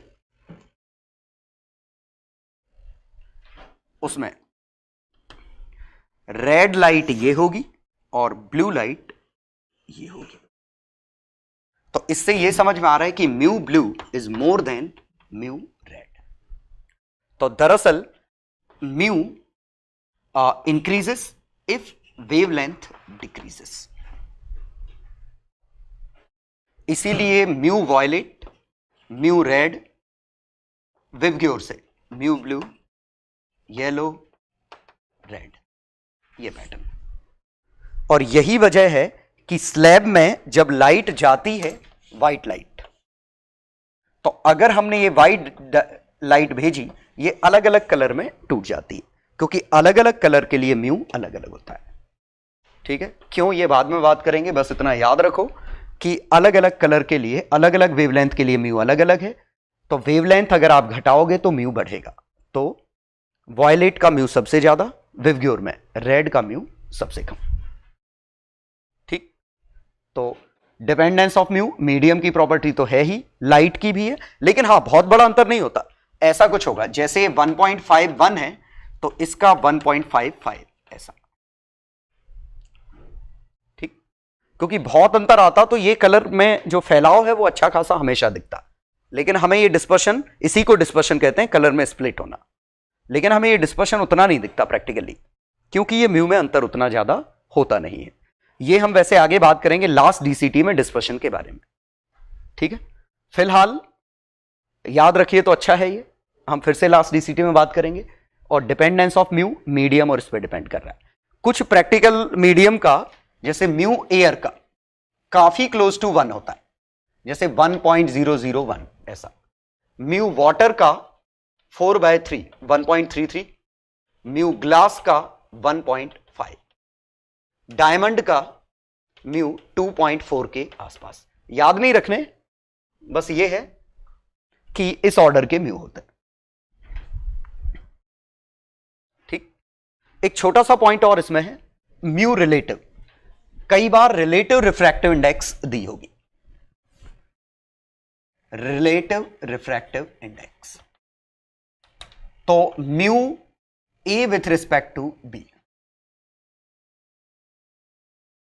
जैसे ये लिखा है, ये है refractive index of B with respect to A, और ये है mu B by mu A, ठीक है। For example mu glass with respect to water, तो ये mu glass by mu water. Mu glass कितना है 1.5, ये 1.33, और शायद ये समझ गए होंगे जी म्यू डब्ल्यू, ये लिखते तो mu W by mu glass आता, ये उल्टा होता। तो देखिए एब्सोल्यूट रिफ्रैक्टिव इंडेक्स 1 से बड़ी होती है, लेकिन रिलेटिव रिफ्रैक्टिव इंडेक्स 1 से बड़ी भी हो सकती है, 1 से छोटी भी हो सकती है। तो अगर कभी ये सिंबल यूज होते हैं तो ये म्यू जी ग्लास का with respect to water, water का विथ रिस्पेक्ट टू ग्लास, तो ये 1 से छोटा है, ये 1 से बड़ा है, ऑब्वियसली दोनों का प्रोडक्ट 1 है, ठीक। अगर कहीं आता है तो